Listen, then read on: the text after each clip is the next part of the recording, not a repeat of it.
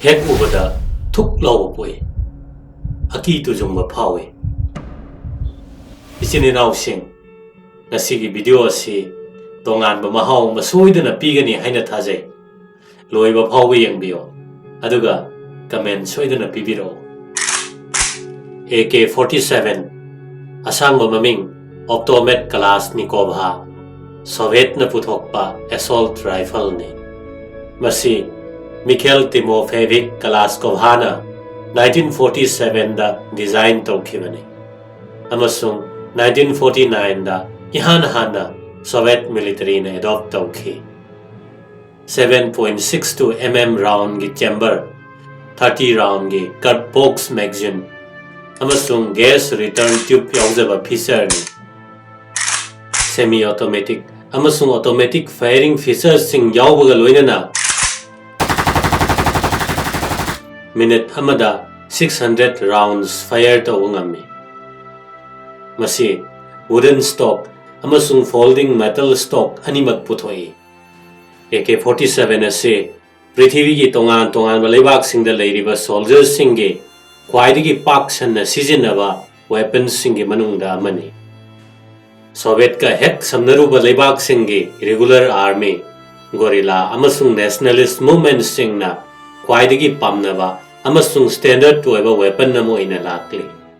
Chaurakna pabada hojik phawbada AK-47 assault rifle 100 million muk puthokre hairi.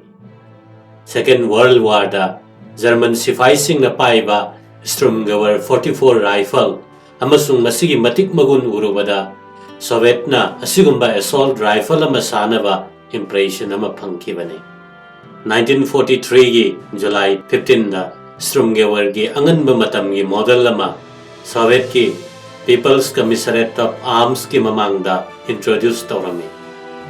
Masi ubada Soviet impress tawkhi kudakta masagi oiba fully automatic rifle develop tawnaba honarakhi. Masina hana Soviet na sizinaramba PPSH-41 submachine guns amasung outdated Mosin Nagant bolt action rifle bo mahut sindoknaba pandam thamlami.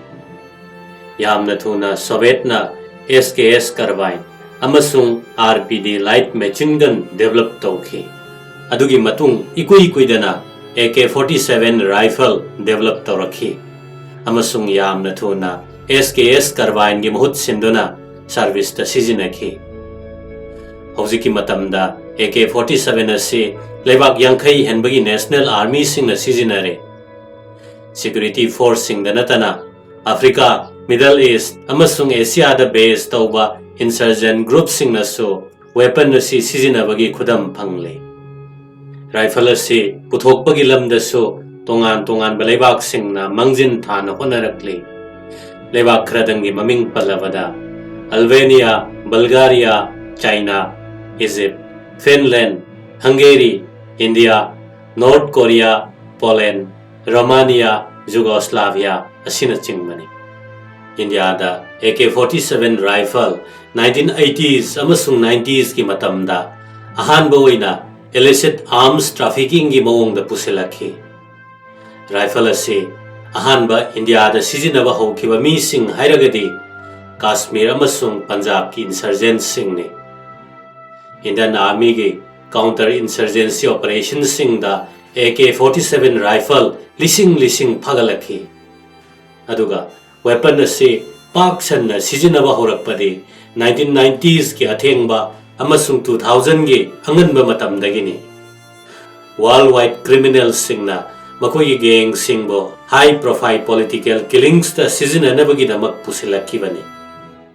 Indiana so hanagi ariba rifle sing amasung insas na singba singi bahut sinnaba AK-47 gi anauba variant sing sizinaba horakhi. 2021 da India ki police force sing na sizinanabagi damakta Bulgarian AK type rifle lakh manga leikhi. Loinana India amasung Russia gi joint venture na Uttar Pradesh ki Korwada AK gi modern variant tama oiriba AK-203 assault rifle established tawkre. September 2025 phawada Indian Army da asigumba rifle lising tara delivered tawrakre. asigumba weapon ase hojik special forcing CRPF amasung state forcing da counter insurgency operation sing da sijinanaba issue tawkhre